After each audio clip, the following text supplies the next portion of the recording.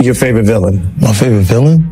I kind of like Diddy. When people say I'm a troll, I say, I don't know why you're saying I'm trolling people. I'm doing what you've conditioned me to. Jaguar Wright has delivered a fiery response to 50 Cent's documentary on Diddy, arguing that the Netflix release barely scratches the surface of what actually happened. She insists that audiences were shown only a fraction of the real story, with critical testimonies, recorded evidence, and pivotal moments from within the industry deliberately excluded. According to Wright, these omissions weren't accidental. The most revealing material was intentionally withheld, allowing the platform to stop short of exposing the full scope of the truth, which remains largely hidden.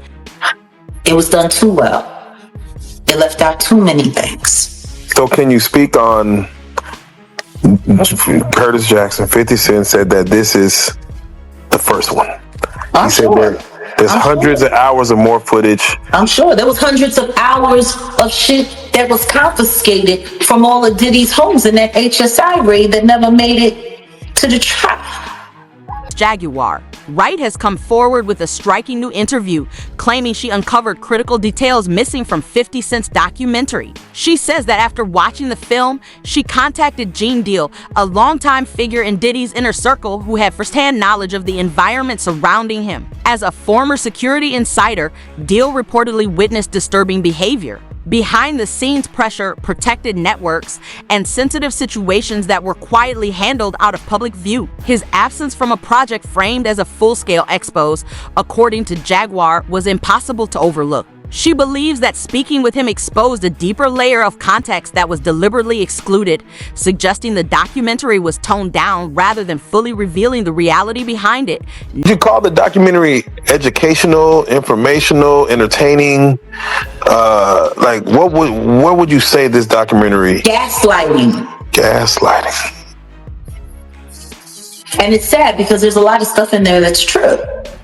Jaguar Wright says the timing of the documentary's release, along with its heavy dependence on already familiar stories, immediately raised red flags for her. She argues that the project wasn't meant to expose new truths, but to control how the narrative would be received. By recycling old footage, revisiting well-known incidents, and sticking to storylines the industry had long accepted, she believes the film avoided breaking new ground. Instead of revealing deeper truths, Wright claims it redirected public focus, shaped perception, and quietly kept the most damaging information hidden from view. Well, I agree. Like, that's the thing. The story's not even being told. Because in order to tell the actual whole story, you would have to include everyone that is involved. But no, this is about saving the industry and blaming it all on Diddy. Saving the industry and blaming it all on Diddy. Okay, Diddy's going to jail. He's going to do his time. I don't know what that appeal is looking like right now. Because see, the one thing that all of this documentary shit is doing is definitely fucking up his possibility for an appeal to get out early. Especially with the judge and them and the appeal board having to look at the footage of him sitting there with Mark Agnifilo, pretty much working on how to fix the trial. And for him to be watching the feds watching him. Yeah, film me, the feds.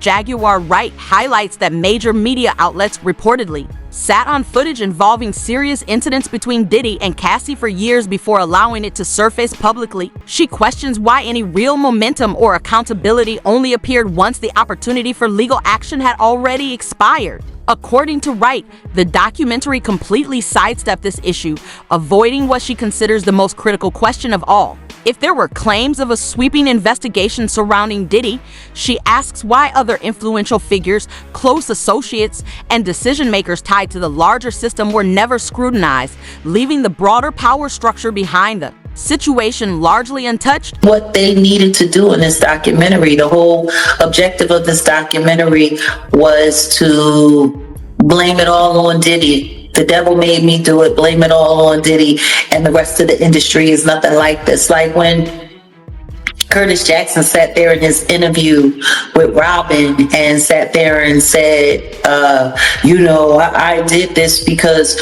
I don't want people thinking that the hip hop community is okay with this kind of behavior. I don't want them thinking that, we're just going to be silent while all of this is going on. Like, we're okay with this kind of behavior. And my thing is,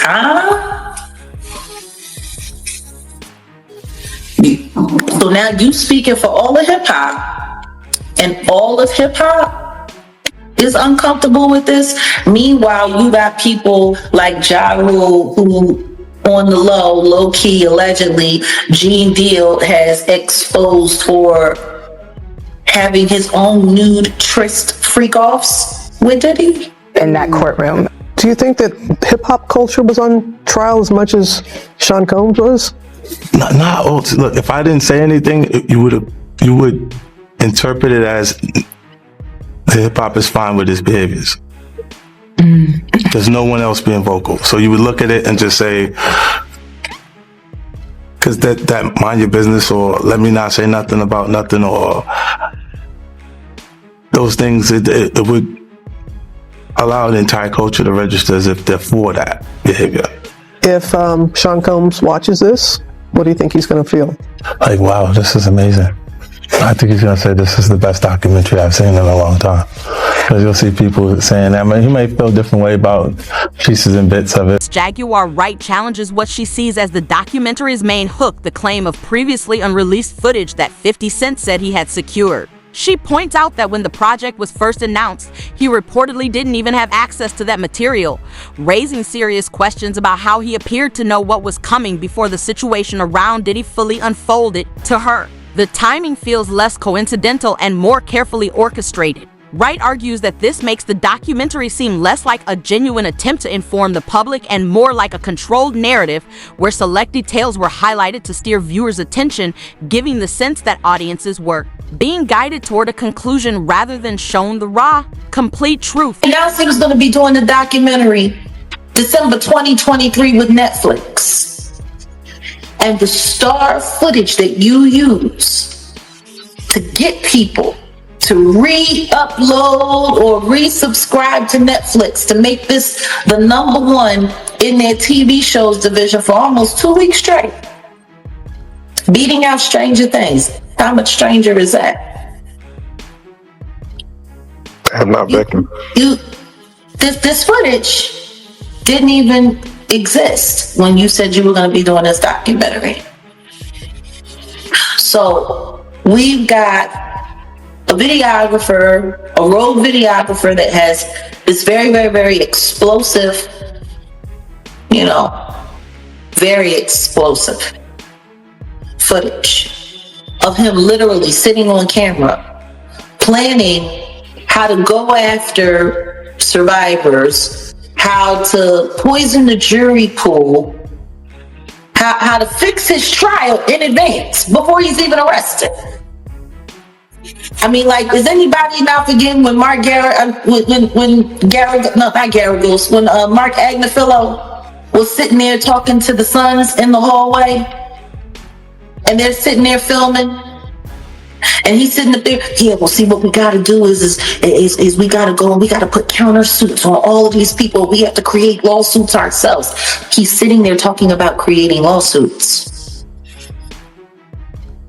to affect. Gene Deal ultimately declined to take part in the documentary after realizing that 50 Cent did not have full creative control over the project. As someone who possessed critical records and first-hand knowledge, he expected a more open process. However, after an extended conversation with 50, it became clear that Netflix and the production team were making the final calls on what footage could be included, how compensation would be handled, and which voices would make it into the finished product.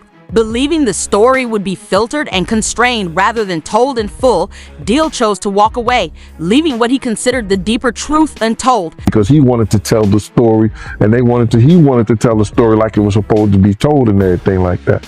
I said, yeah, okay.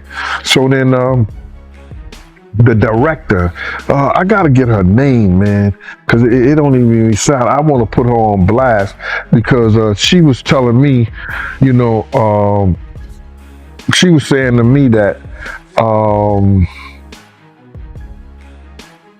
what I was asking for was crazy, and they wasn't spending money like that. I'm talking about, you got footage, you got clothing, you got I was doing footage, I had pictures, all the stuff that I had, you know, you could figure out a way to pay a brother and stuff like that. And then I was telling her about some prices that I've already received, and I had the invoices to show it.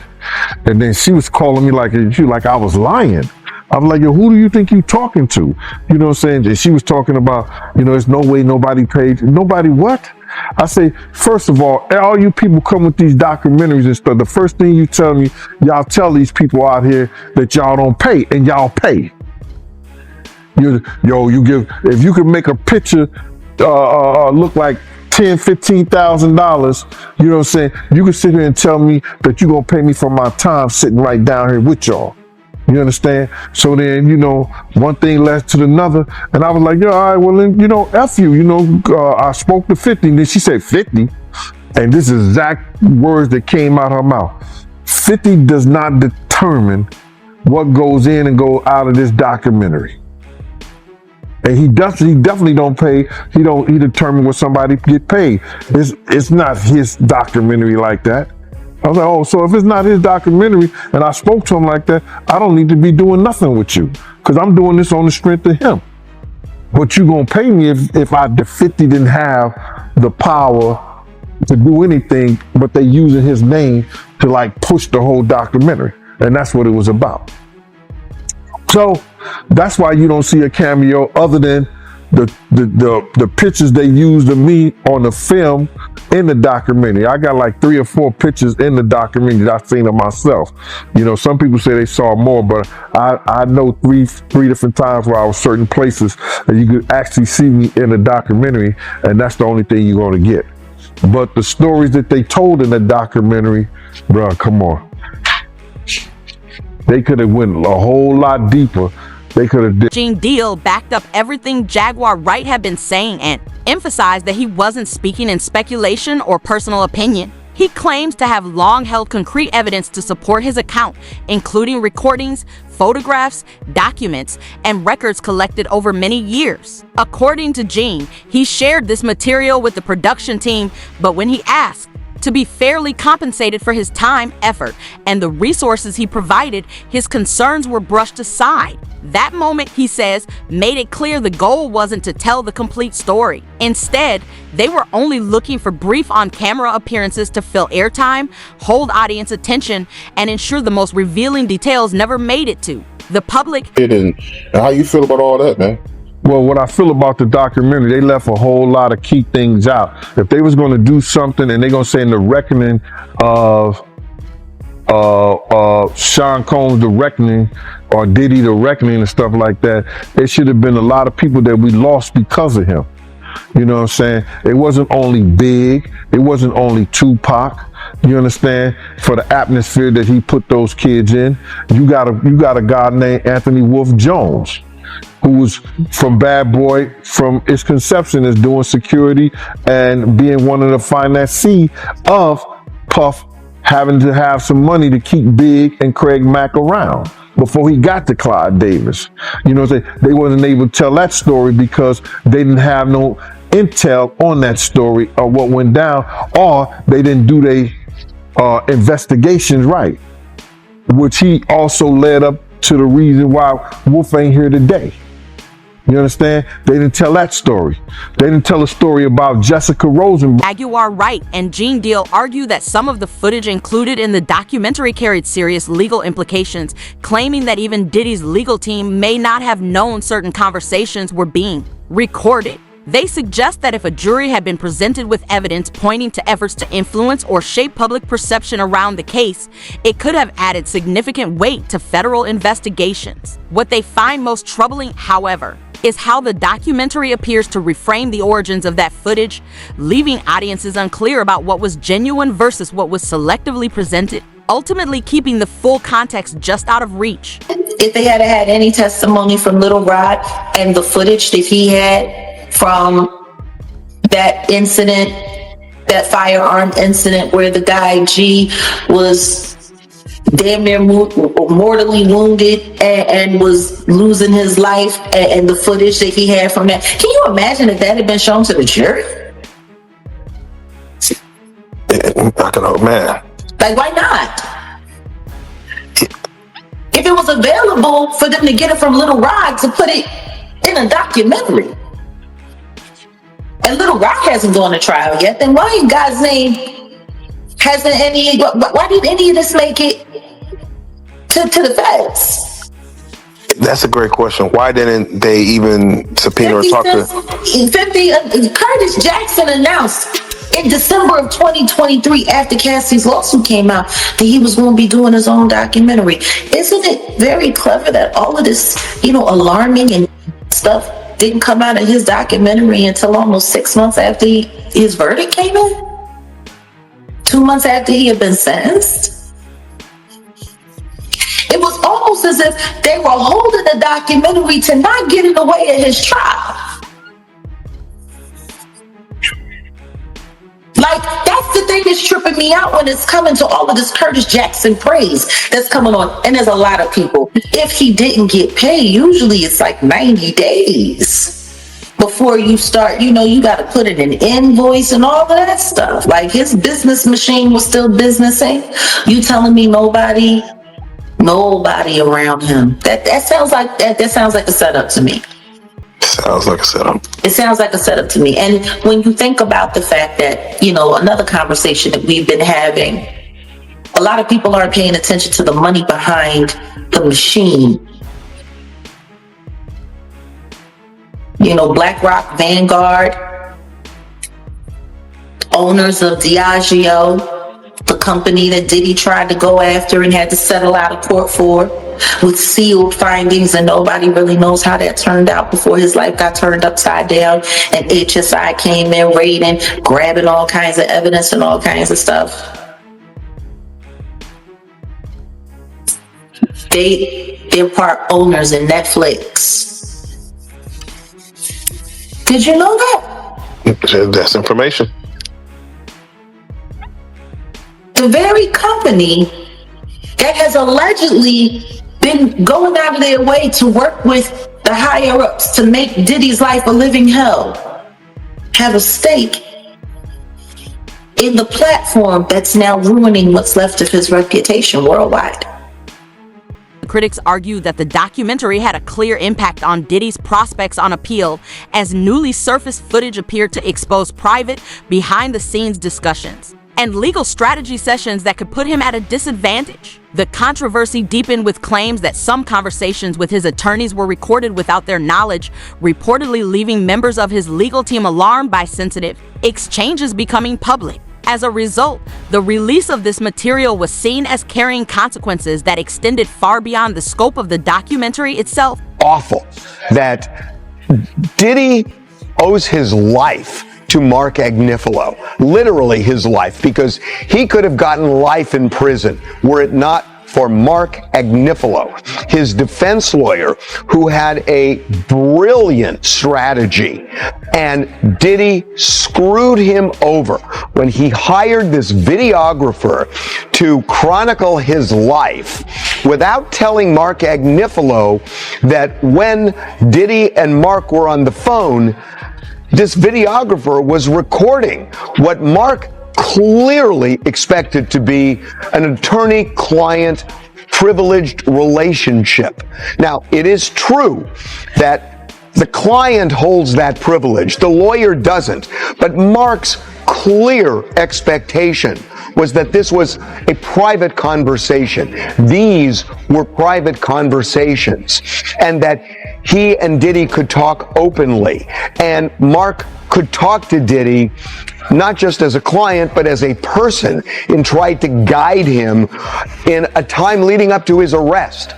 And unbeknownst to Mark Agnifilo, Diddy has got this guy recording the conversation as he's sitting there saying, "You are screwing this up.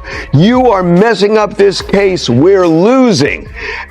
And knowing that that's on tape. The documentary also cast intense scrutiny on Diddy's legal team, implying they may have been aware of critical information that was never fully addressed. Critics argue that if the footage shows prior knowledge without appropriate action, it could trigger reviews, suspensions, or formal investigations into their conduct.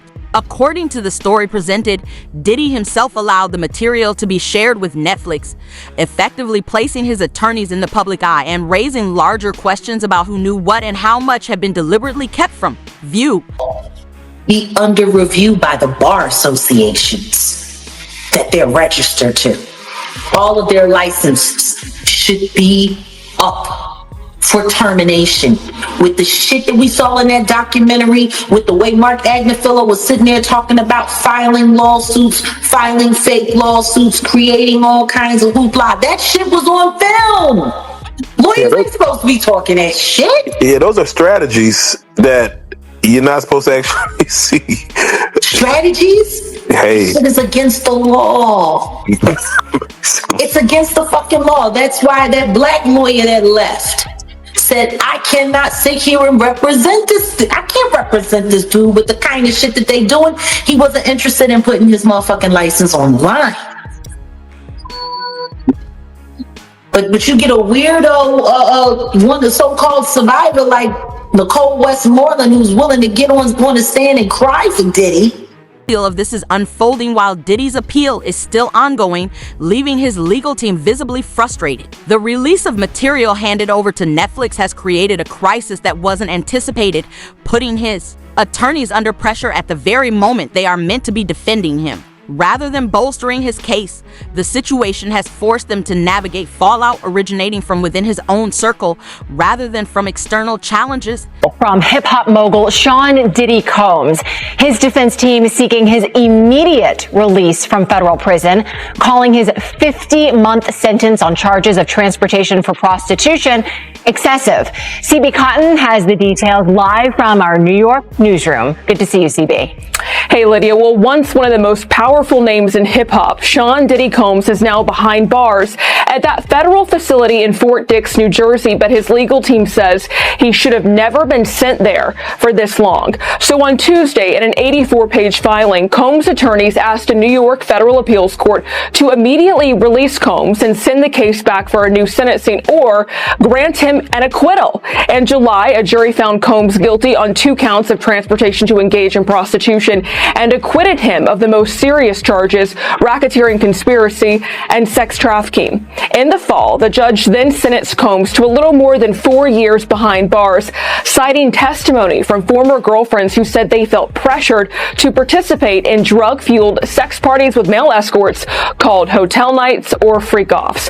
But the rapper's lawyers argue this sentence was punishment for crimes that the jury rejected. They wrote in the filing, quote, "He sits in prison today serving a 50-month sentence because the district judge acted as a 13th juror.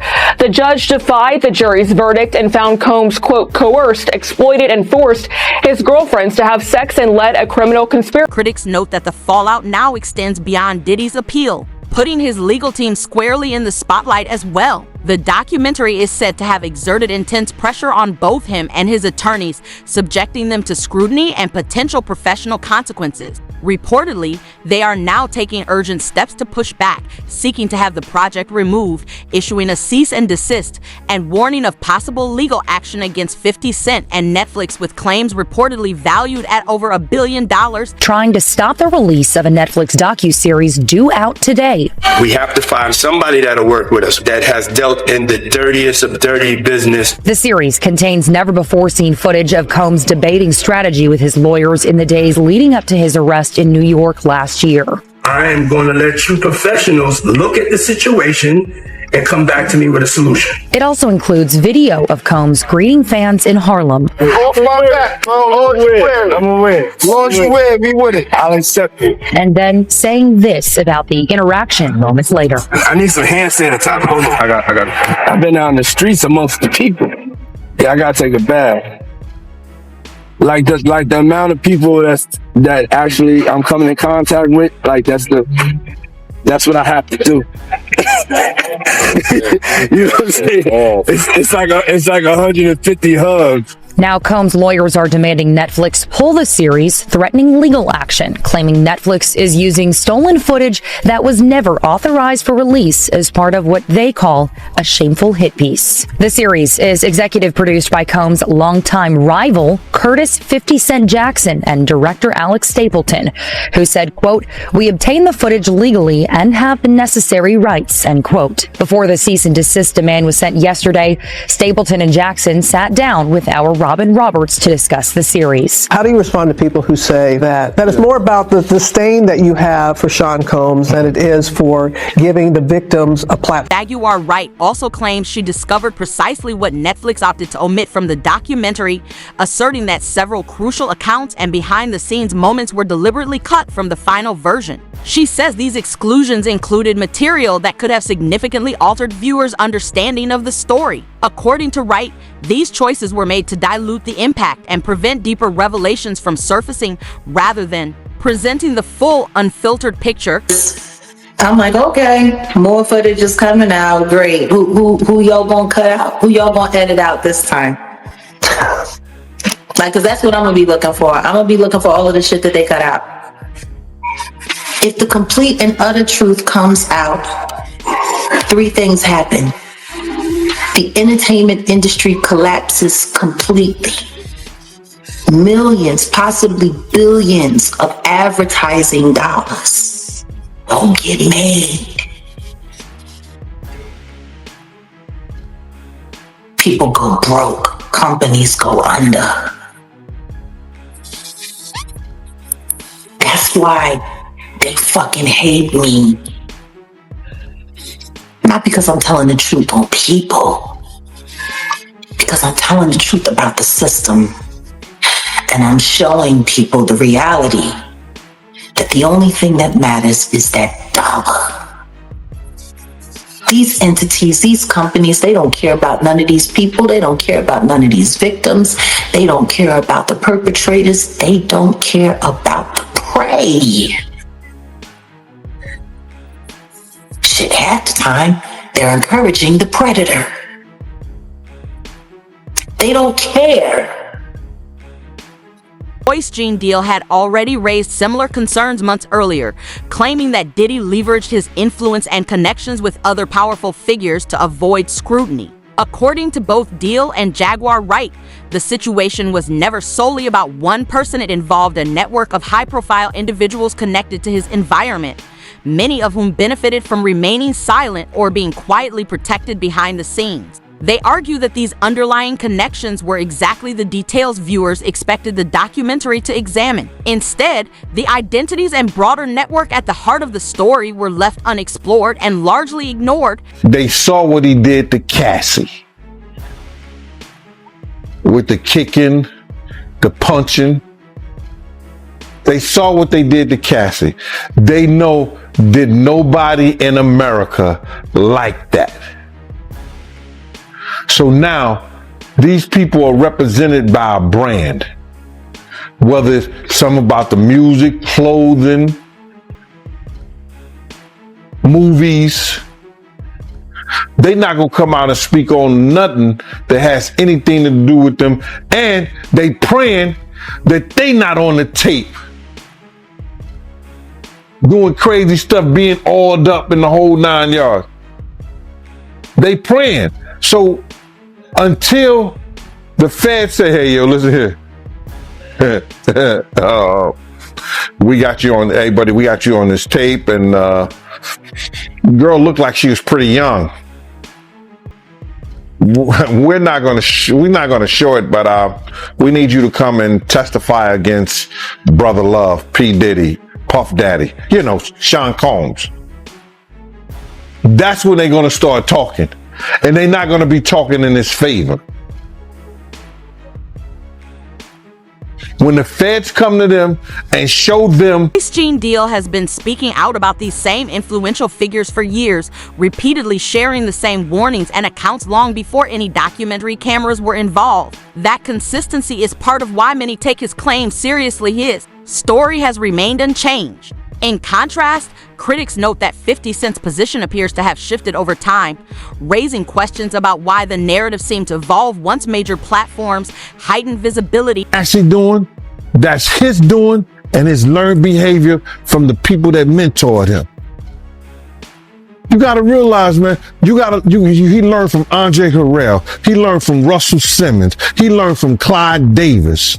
You understand? When those people are telling you that they were heavy into the drugs, they was heavy into beating women and doing things at that age, at that crazy stage, that's gonna make him think that he could get away with the same thing that they was getting away with back then. You understand? The things that he was saying, you know, the touchy-feely between two men and all that stuff like that, man. All that, he learned that from them dudes. When I told y'all the story, when me and my man went up to Russell Simmons and he had a house and he had a man in bikini drawers in his bedroom, in his bed. You understand? Bruh, this is that he learned. I'm assuming he learned it from them. Let me put that. And I'm not going to say alleged because I saw that for my own self. My man was with me, Slick was with me, and we saw that. And larger opportunities became involved. This had led some to wonder how much of the message was altered once the spotlight was on him. Next Voice is the most surprising development, according to reports, is that Diddy is reportedly planning his own documentary, which will feature Justin and Christian Combs. This marks the first time either of them has publicly commented on their father.